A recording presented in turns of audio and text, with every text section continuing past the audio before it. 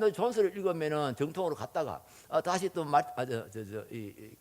존 스토트를 읽으면 정통으로 갔다가 마틴 로이드 존스를 읽으면 다시 또 이렇게 은사로 갔다가 맨날 왔다 갔다 하는 거예요. 어느 게 옳은지 모르겠어요. 그리고 제가 결론은 뭐냐 하면은 어느 하나를 부정할 수가 없다. 우리가 서로 배워야 되겠다. 오순절 계통의 사람들은 장로교에 와서 배우고 장로교 계통 사람들은 오순절 계통에서 배워야 될 일이지 서로 부정하거나 서로 마찰할 이유가 없다. 제가 그런 결론을 내렸어요. 그렇지만은 제가 성도들에게 나는 이제 결론을 딱 내려서 나는 어떤 뭐가 딱 잡혔는데 그러나 성도들에게는 설교를 어떻게 해야 돼요? 성도들에게는 성령 충만에 대해서 분명하게 뭔가를 제시해야 되잖아요. 이거는 오순절 계통에서 이렇게 생각합니다. 우리 정통 장로에서 이렇게 생각합니다. 뭐 이렇게 두 가지를 소개하고 알아서 하십시오. 뭐 이럴 수도 없는 거 아니에요. 그래서 저 나름대로 이렇게 정리를 한 것을 제가 3일에 걸쳐서 여러분들에게 소개를 드리려고 합니다. 여러분 새벽기도 나오시죠? 나오셔서 늘 기도하시죠? 저나 여러분이나 우리 기도하고 정말 성령으로 충만해지기를 바랍니다. 성령으로 충만해져야 안 되겠습니까? 그런데요, 성령노이든지 신노이든지 구원노이든지 우리 교리는요, 이 모든 신학은요, 그 중심에 그리스도가 있습니다. 어제 제가 말씀을 드렸죠. 그리스도가 계시라고, 그리스도가 말씀이고, 그리스도가 그래서 모든 것을 그리스도 중심으로 생각하셔야 됩니다. 우리 하나님을 알고 싶으면 그리스도를 통해서 하나님을 압니다. 성령님을 알고 싶으면 우리 그리스도를 통해서 성령님을 아시는 겁니다. 복음의 핵심이 성령님이시잖아요. 그리스도시잖아요. 그리스도는 말씀으로 이 땅에 오셨습니다. 요한복음 1장 1절에 태초에 말씀이 계시니라. 이 말씀이 하나님과 함께 계셨으니 이 말씀은 곧 하나님이시니라 그랬잖아요. 말씀이 육신이 되어서 우리 가운데 오심에 우리가 그 영광을 보니 아버지의 독생자의 영광이요 은혜와 진리가 충만하더라. 우리 예수님은 말씀으로 이 땅에 오신 분이라고요. 누구의 말씀이에요? 하나님의 말씀이에요. 하나님의 계시예요. 하나님의 커뮤니케이션이에요. 하나님의 리벌레이션이에요. 그렇기 때문에 우리가 하나님을 알려고 그러면 하나님의 뜻을 알려고 하면 언제나 예수님을 통해서 보면 돼요. 히브리서 1장 1절로 3절 말씀, 히브리서 1장 1절로 3절 말씀 같이 읽겠습니다. 옛적에 선지자들을 통하여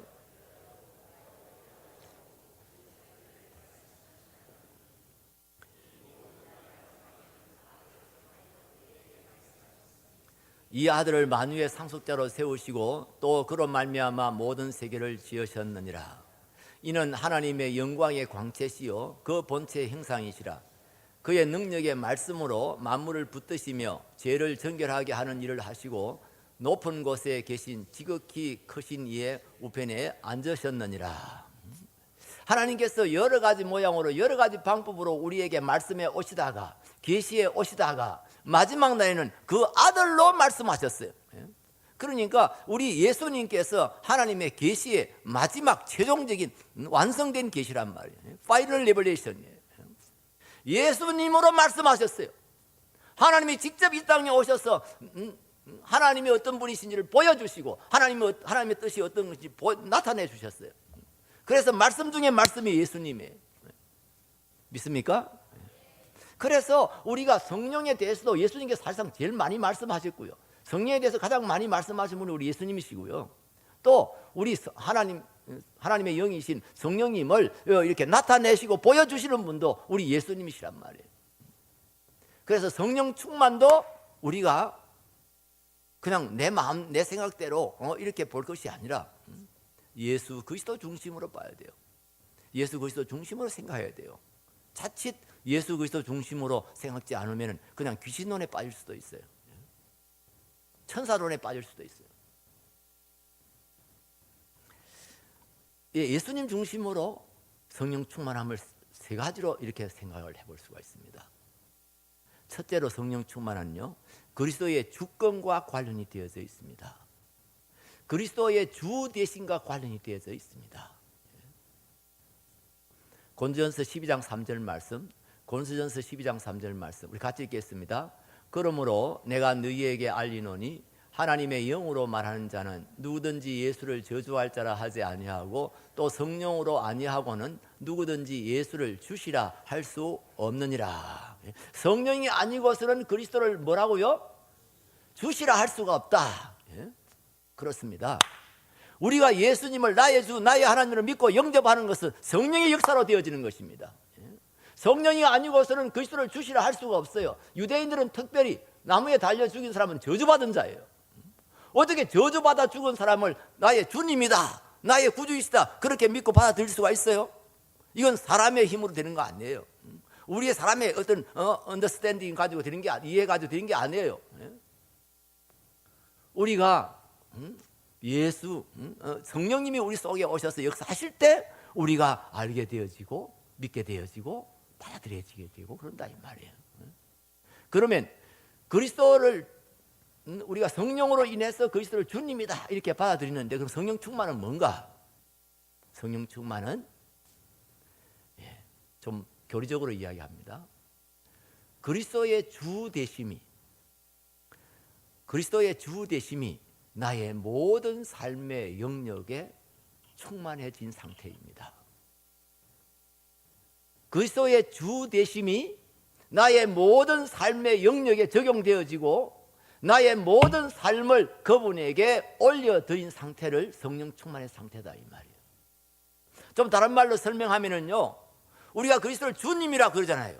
주님, 모든 것의 주인, 만유의 주인, 모든 것을 섭리하시고 다스리시는 주님, 그분은 우리가 주님으로 모셨잖아요.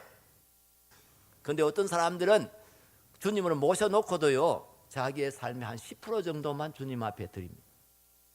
휴일날 예배 드리고 교회 와서 신앙생활하고 이럴 때는 주님 하면서 그 외에는 또 자기가 다 알아서 해버려요. 어떤 사람은 한 50%, 어떤 사람은 자기의 삶의 모든 영역을 다 주님 앞에 드린 사람이에요. 성령 충만함은 나의 모든 삶의 영역이 그분에게 드려진 상태입니다. 그분이 내 마음의 왕좌에 앉으시고 나는 그분 앞에 무릎을 꿇고 내가 무슨 일을 하든지 범사에 우리 하나님의 선하시고 기뻐하시고 온전한 뜻이 무엇인지 그것을 생각하고 그 뜻을 따라서 살려고 하는 그런 삶의 자세, 이런 삶의 동기, 이런 삶의 목적, 이것이 온전히 주님 앞에 드려진 것을 성령 충만한 상태라 그렇게 말할 수 있습니다. 다른 말로 하면은요, 내가 죽고 내 안에 오직 그리스도만 사시는 것입니다. 나는 죽고 내 안에 그리스도가 사시는 겁니다. 그래서 할리스비 목사님은요, 성령 충만을 나타내주는, 성령 충만에 대해서 설명해주는 가장 귀한 성경 구절 한 구절만 뽑아라 그러면은 당신은 갈라디아서 2장 20절 말씀을 뽑는다고 그래요. 제가 처음에 그 글을 읽으면서 이거 좀 엉뚱한데 이런 생각을 했는데 계속 말씀을 묵상해 보니까 그래요. 그래요. 나는 죽고 내 안에 그리스도가 사는 겁니다. 정주체는 죽고 내 안에 그리스도가 사는 것입니다. 나의 삶을 다스리시고 인도하시고 지배하시는 분은 성령님이십니다. 우리 주님이십니다. 그렇게 됐을 때 그걸 성령 충만하다 그렇게 말합니다. 갈라디아서 2장 20절 말씀 여러분 꼭 암송하시기 바랍니다. 내가 그리스도와 함께 십자가에 못 박혔나니 그런즉 이제는 내가 산 것이 아니요 오직 내 안에 그리스도께서 사신 것이라. 이제 내가 육체 가운데 사는 것은 나를 사랑하사 나를 위하여 자기 몸을 버리신 하나님의 아들을 믿는 믿음 안에서 사는 것이라. 할렐루야. 나는 죽고 내가 내 안에 계시는 그 주님을 믿음으로 살아간다.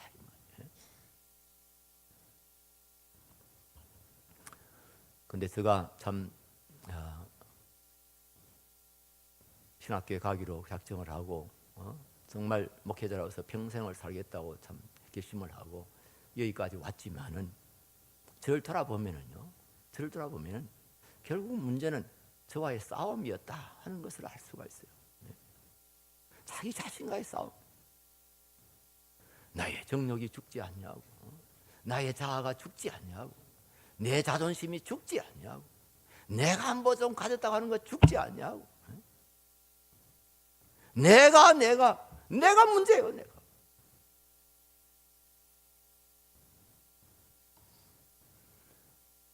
저 자신을 보면서도 우리 또 성도들을 보면서 제가 느끼는 게 있습니다.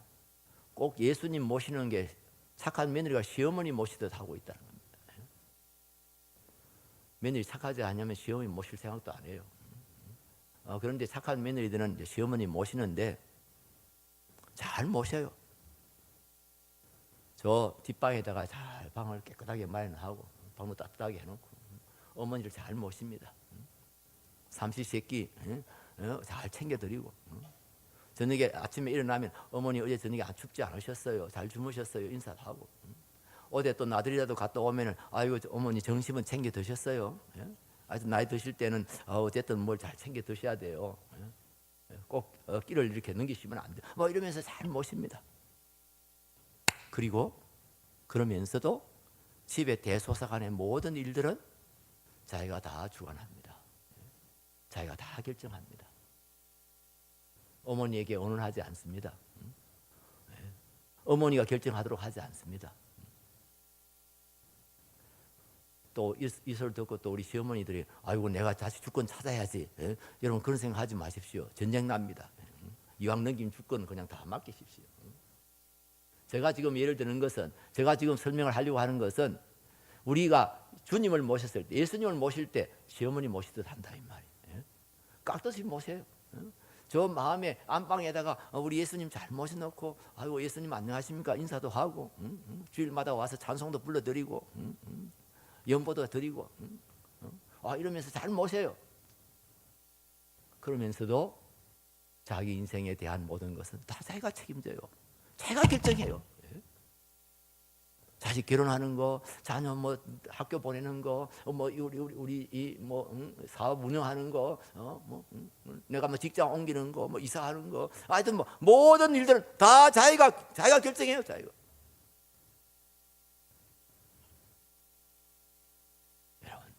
여러분, 이건 진짜 주님으로 모시는 게 아니에요. 말만 주님이에요. 말만 주님.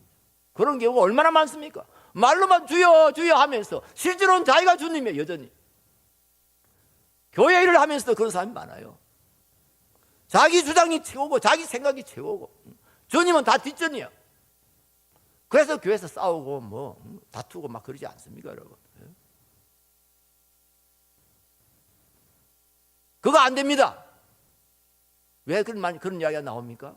주님이 안 된다고 그랬나요? 자기 생각에 안 될 것 같으니까. 자기 능력은 그래 안 되니까. 자기는 그래 못하니까.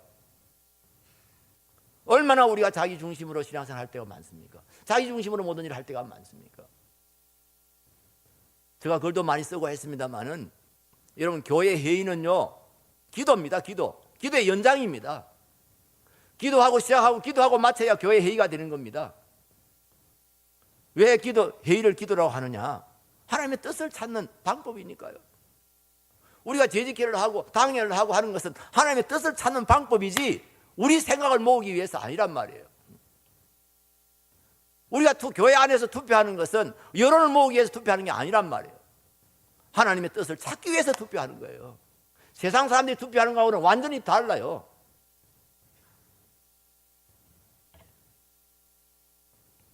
여러분은 범사에 하나님의 선하시고 기뻐하시고 온전하신 뜻이 무엇인지 그것을 항상 염두에 두십니까?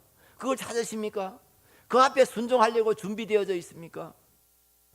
주님이 그렇다고 말씀하시면 예 하고 순종할 그런 믿음을 가지고 사십니까?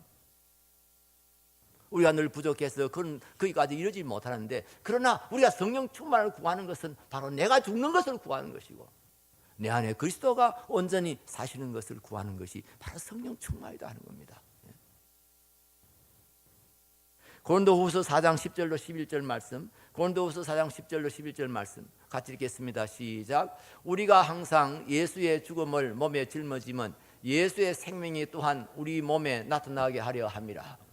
우리 살아있는 자가 항상 예수를 위하여 죽음에 넘겨지면 예수의 생명이 또한 우리 죽을 육체에 나타나게 하려 함이라. 우리 살아있는 자가 항상 예수를 위하여 죽음에 넘겨지는 것은 내가 항상 나 자신을 십자가에 못 박는 것은 하나님의 영, 예수의 생명이 우리 안에 충만케 되는 겁니다. 예수의 생명이 우리에게 온전히 역사할 수 있도록. 그게 바로 성령 충만함. 그런데 여러분, 우리가 정말 성령 충만을 구하고요, 성령님의 인도하심에 우리 자신을 맡기면은, 우리 주님의 인도하심에 우리 자신을 맡기면은, 주님 최고, 우리 주님 오직 주님의 영광, 오직 우리 주님의 뜻을 따라 살겠다고 결심하면 하나님께서 역사하세요. 하나님이 역사하시는 것을 경험할 수가 있어요.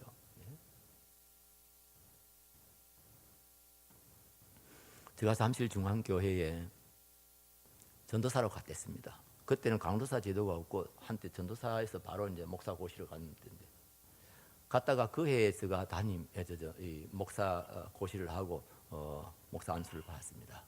목사 안수를 받고 당회에 들어갔는데 당회 분위기가 이상해요. 저는요, 어릴 때부터 당회에는 제일 믿음이 좋으신 분들, 어쨌든 교회에서는 최고의 리더십을 가지신 분들, 제일 인격적으로 성숙된 분들이 장로님이 되시고 목사가 되고, 이래서 그분들이 모이니까 거기는 얼마나 참 거룩하고 얼마나 참 사랑이 많고 얼마나 좋을까, 이런 생각을 했는데 제가 진짜 놀랐어요. 들어가 보니까 아주 분위기가 안 좋은 거예요. 당회하다가 뭐 서로 고함도 지르고 사태질도 하고 목사님하고 이렇게 대들고 와, 이상하다, 왜 이래? 근데 1년 후에는요, 그게 밖으로 나왔어요. 그 싸움이, 갈등이. 그래가지고 이제는 교인들이 나누어져서 싸우기 시작한 거예요.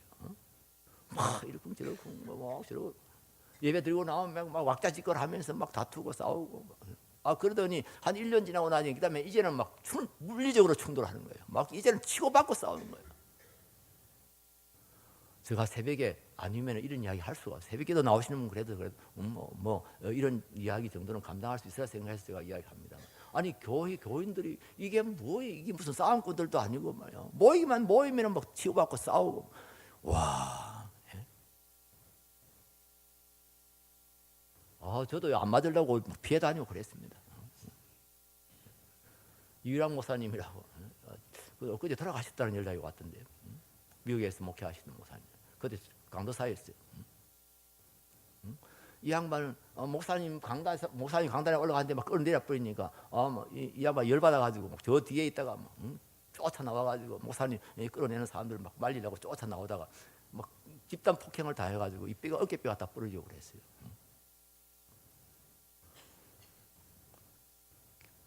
노예 정권이 3번 나왔습니다. 한 번 나와 수습이 안 되니까 2번 다시 사표 내고 다시 또 수습, 다음에 또 나오고. 마지막에 나오신 목사님들은 할 게 없으니까 그 다음에는 그냥 목사 장로는 모두 다 제명한다. 그냥 잠실중앙교회에서 다 떠나라. 목사 장로는 무조건 잠실중앙교회 떠나라. 장로님들은 제명하고 목사님은 사면시키고. 저도 이제 목사니까 저도 사면시 돼야 되는데, 임시당회장이 그랬다고 그래요. 그 부목사 하나 있는 것까지 제명해버리면, 그럼 사면해버리면 내일 아침부터 새벽기를 누가 인도하노? 그리고 또 무슨 교인 맹부라도 가지고 있다가 그 다음 새 목사님 오면 그거라도 드려야 되지. 이래가 저를 살려놨다 그래요. 살려놓은 게 아니라 그때부터 이제 제가 죽기 시작한 겁니다. 양쪽의 보스들이 다 없어져 버렸잖아요. 나아주 싸우던 사람들이 이제 없어져 버렸어요. 그리고 저 혼자만 앞에 있으니까 이제 모든 공격이 이제 저한테로 오는 겁니다. 모든 문제가 다 저한테로 오는 겁니다. 제가 안내위원 한 사람만 세워도요, 그거 가지고 또 싸움이 벌어집니다. 안내위원 양쪽 핀이 딱 갈라져 있는데 이쪽 사람들만 안내위원 세울 수도 없고 저쪽 사람만 세울 수도 없다는, 골고루 세워야 되잖아요. 그러면 양쪽 다 난리가 납니다. 주일 아침에 나와가지고 목사님 지금 정신 있어 없어? 그 마귀 새끼를 갖다가 교회 앞에다 세워놓으면 어찌 되냐고 서로 마귀라고 그러는 겁니다. 서로.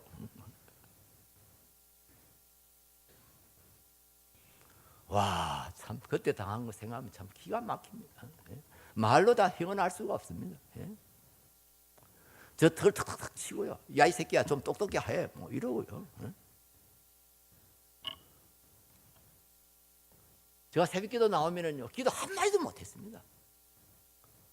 성경을 한 구절 읽고 저도 모르는 소리 몇 마디 하고는 기도한다고 이 앞에 앉아가지고 기도를 하는데 기도가 됩니까? 계속 무슨 어제 뭐 당한 것들 뭐 막 저한테 욕했던 것들 뭐. 그때는 제가 사람이 멍청해가지고 대답도 못하고 말이에요.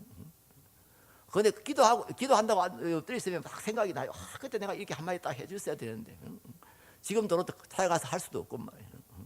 막 그런 생각을 하고 있으면 시간이 엄청 잘 갑니다.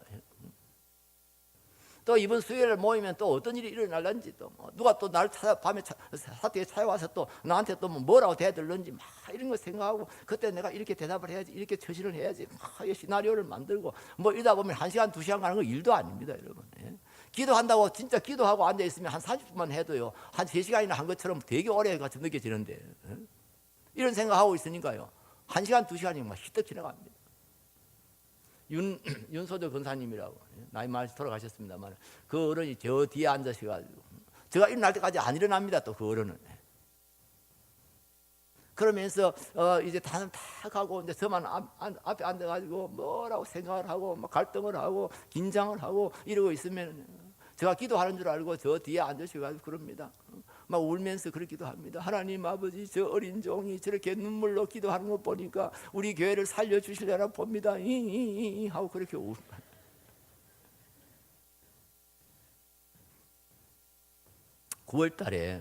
9월달에 정권위원들이 장로들 다 제명하고 목사님 참여시키고 이렇게 했는데 11월 중순이었어요.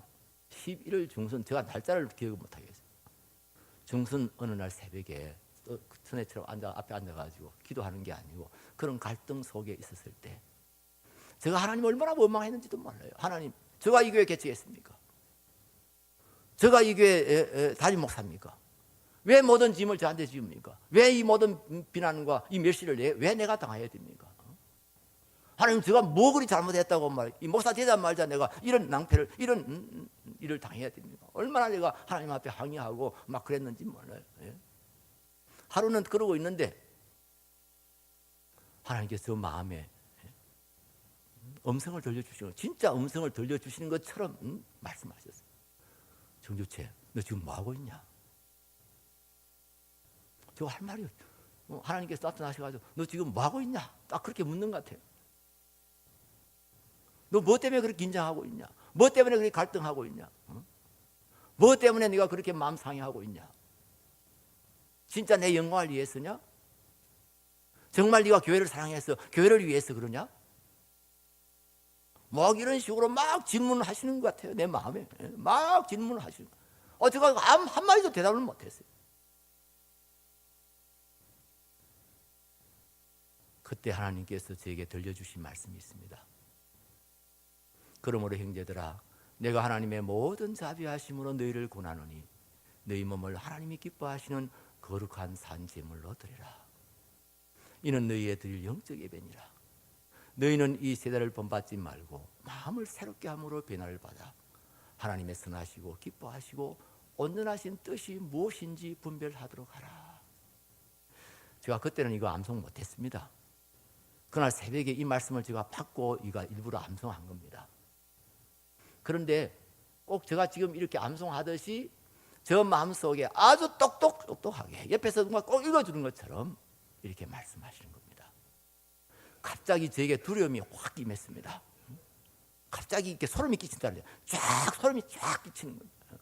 그러면서 제가 하나님이시다. 하나님이 지금 말씀하신다. 제가 그 생각 드니까요. 그렇게 의자에 앉아 있을 수가 없었습니다.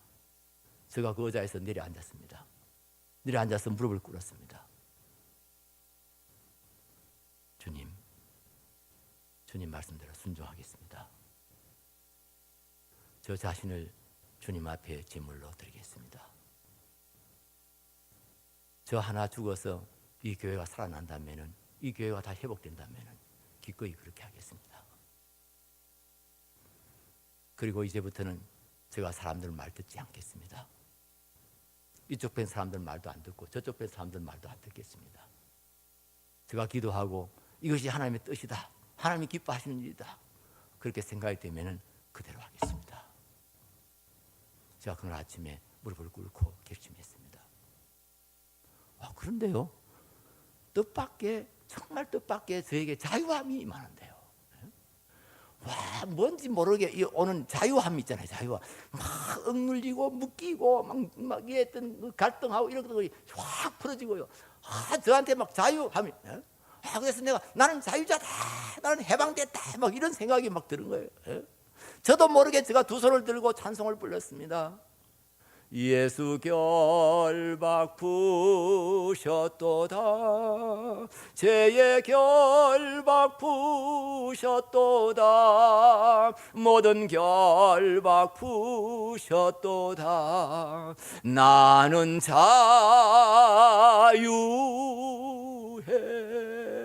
모든 영광 하나님께 우리 같이 부릅시다. 모든 영광 하나님께, 모든 영광 하나님께, 모든 영광 하나님께. 나는 자유해.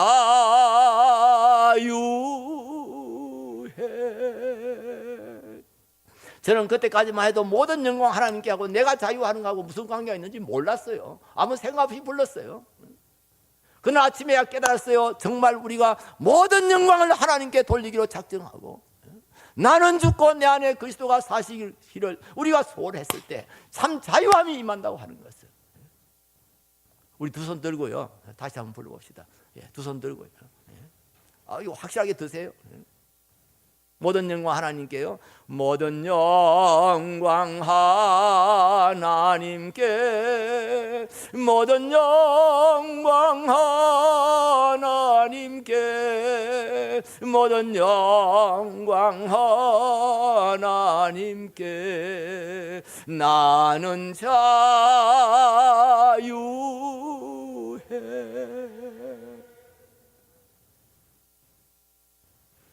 그리고 제가 그때부터 겁이 없어진 거 있지요.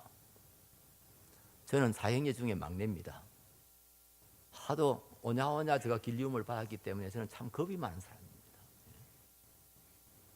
할머니도 저를 사랑하시죠. 어머니 아버지는 물론 막내라고 좋아하시지요.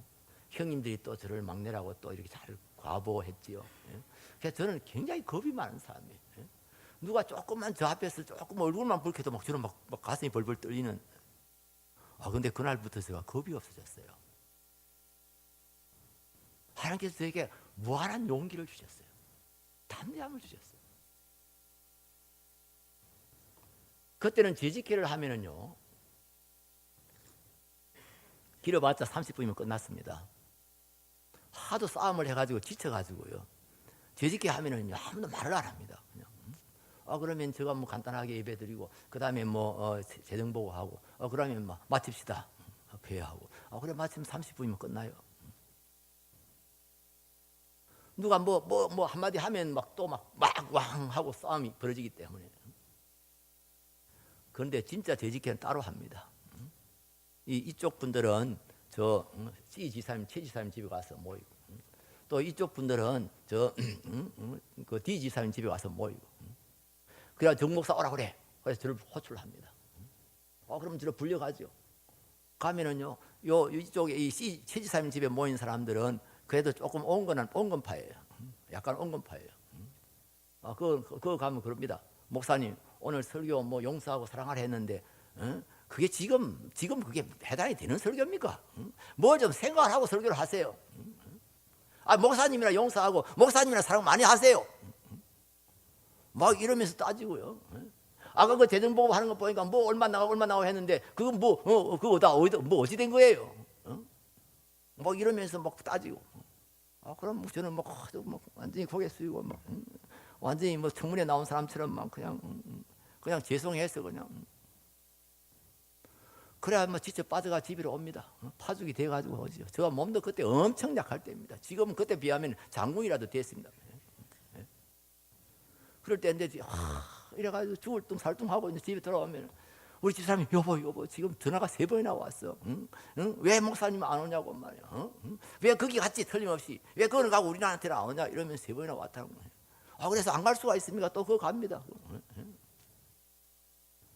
그 지사님 집에 가면 그거는 좀 센 곳입니다.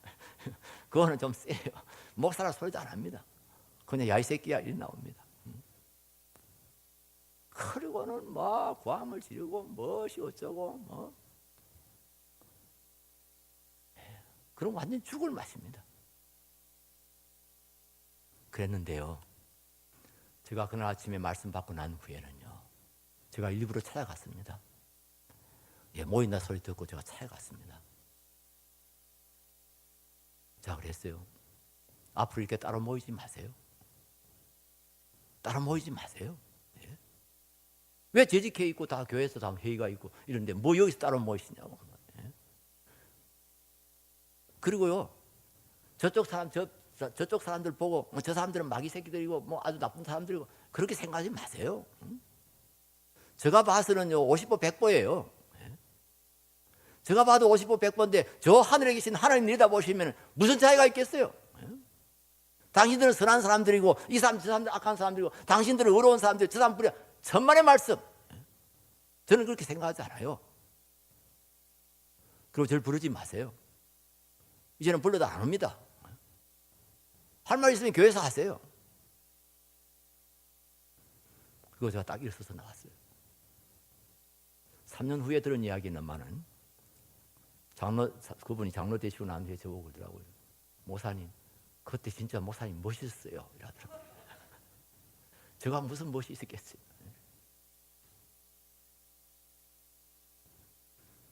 그래 더 놀라운 것은 하나님께서 그때부터 교회를 수습하기 시작하시는 거예요. 하나님의 손이 움직이는 것을 제가 정말 저 마음의 눈으로 보았어요. 하나님이 일하신다. 교회 주인이신 주님이 일하신다 하는 것을 제가 그때 정말 봤어요.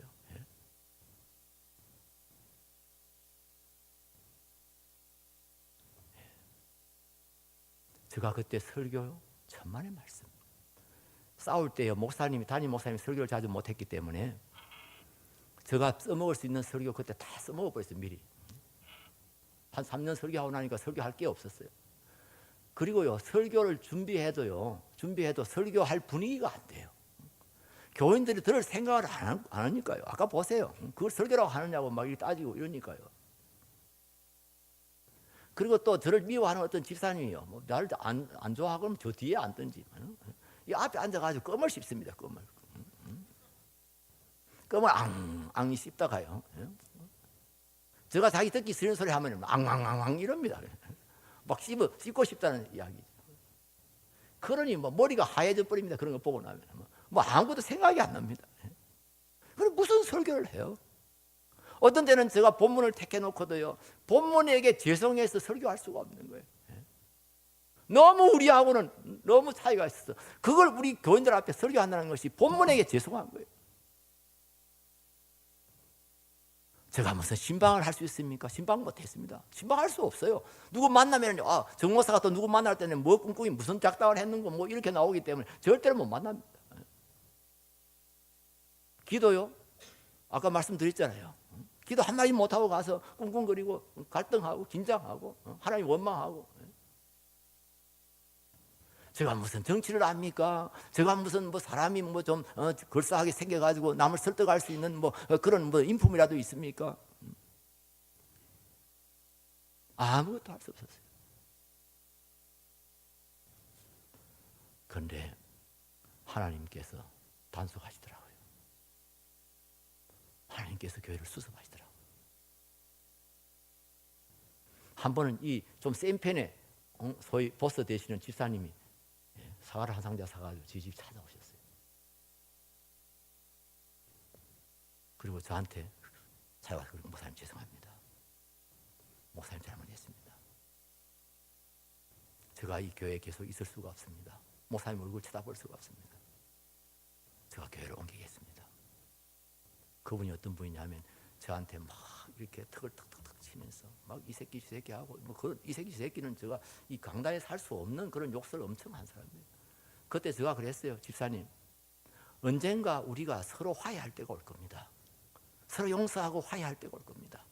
그런데 그때 저는 집사님 용서할 거예요. 할 수 있을 거예요. 그런데 집사님 자신을 용서 못할 겁니다. 지금 생각하면 유명한 말을 했어요. 진짜 그런 거예요. 진짜 그분이 자기를 용서 못하는 거예요. 그래서 제가 그랬죠. 집사님, 아니 우리가 화해하고 그랬으면 화해한 열매를 맺어야지. 우리가 서로 용서하고 우리 화해했으면 열매를 맺어야지. 그냥 딴 게 가버리시면 됩니까? 그래 돌려보냈는데 한 석 달 후에 또 왔어요. 또 사과를 한 상자 사가지고. 목사님, 아무래도 저는 교회로 옮겨야 되겠습니다. 제가 목사님을 쳐다볼 수가 없습니다. 목사님 말씀을 들을 수가 없습니다. 저도 은혜 받아야 되지 않겠습니까? 교회 오면 은혜를 받을 수가 없습니다. 제가 은혜가 안 됩니다. 교회 문턱을 들어설 수가 없습니다. 저를 좀 낳아주십시오. 그래서 제가 정말 은혜만 받으면 안 되니까요. 교회 와서 은혜만 받으면 안 된단 말이에요. 은혜만 받으면 나중에 말씀 꾸리게 된단 말이에요. 그래서 제가 기도하고 보내줬어요. 한쪽 보스가 없어지니까요. 그 다음엔 교회에 사람들이 긴장이 쫙 풀리는 겁니다. 이제는 싸울 대상, 저쪽에 한쪽에 대상이 없어버리니까 이제 그냥 싸움의 기운이 쫙 빠지는 거죠. 시간이 없어 길게 이야기 못하겠지만 그때부터 정주체를 담임으로 하자. 담임 목사님으로 모시자. 딴 분 우리가 모시지 말고 그냥 우리 전도사님, 우리 목사님, 부목사님, 담임 목사님 모시자. 제가 놀래가지고요. 재직회를 모아가지고요. 내가 담임이 될 수 없는 것에 대해 세 가지 설득을 했어요. 첫째는 나는 이 교회에 이 말썽 일어난 것에 대한 문제 일어난 것에 대한 나도 한 사람의 책임자입니다. 완전 책임자는 아니더라도 어쨌든 책임자입니다. 그리고 나는 이제 우리 잠실 중앙교회에서는 더 이상 목회할 수가 없습니다. 워낙 서로 많이 부딪히고 서로 싸우고 막 이랬기 때문에 내가 이 교회에서는 도무지 목사로서의 권위도 없는 거, 뭐 아무것도 없기 때문에 내가 이 교회 담임이 될 수가 없습니다. 세 번째로는 내가 진이 빠졌습니다. 내가 정말 영적으로도 육체적으로도 완전 진이 빠진 상태이기 때문에 내가 우리 교회 담임 못합니다. 그리고 내가 하나님 앞에서 진짜 가만히 생각하면 내가 이 교회를 수습한다 상상도 할 수 없는. 그런데 하여튼 뭐 어쩌지 해가지고 결국 제가 담임이 되었어요. 공동회를 통과하는 날 우리 임시당회장부터 그랬어요. 이건 기적이다. 어떻게 딱 갈라진 교회에서 3분의 2가 나오냐. 9표가 더 나왔다는 겁니다. 제가 생각해도 이건 있을 수가 없는 일이에요. 제가 공동회가 통과됐다는 소리를 제가 지하의 기도실에 있다가 들었어요. 그리고 제가 그 소리 듣는 순간에 그냥 어깨가 다시 그냥 막 내려앉는 거예요. 하나님, 왜 이 십자가를 저에게 지우십니까?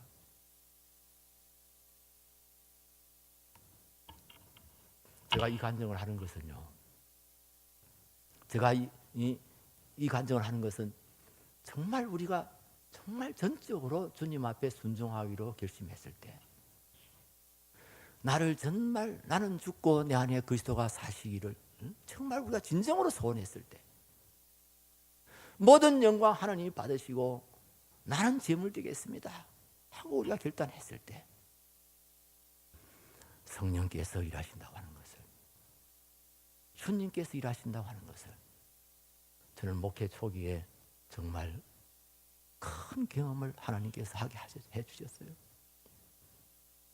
그게 제 일생을 이끄는데 얼마나 중요한 말씀이 되는지 몰라요. 제가 꼭 그 말씀대로 살아왔다는 이야기 아닙니다. 너무너무 부족하고 너무너무 잘못한 것 그동안에도 많았지만은, 그러나 그날 아침에 제가 하나님 앞에 내 중심을 하나님께 드리고 주님이 내 안에 온전히 주님 되시기를 내가 기도하고 기대했을 때, 정말 주님께서 주님으로서 나타나시고 주님으로서 역사하신다는 것을 제가 경험할 수 있었습니다. 다시 말씀드립니다. 성령 충만은 다른 거 아닙니다.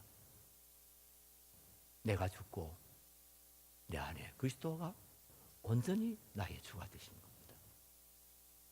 나의 모든 삶의 영역을 나의 주님이신 그분이 다스리시고 그분이 인도하시고 그분이 주장하시도록 내드린 상태가 바로 성령 충만의 상태입니다. 모두 다 자신을 십자가에 못 박고 자기를 부인하고 자기를 십자가에 못 박고 오직 주님 중심으로 살아가기로 결단하는 여러분들 되시기를 주의 이름으로 축원합니다. 우리 같이 기도하겠습니다.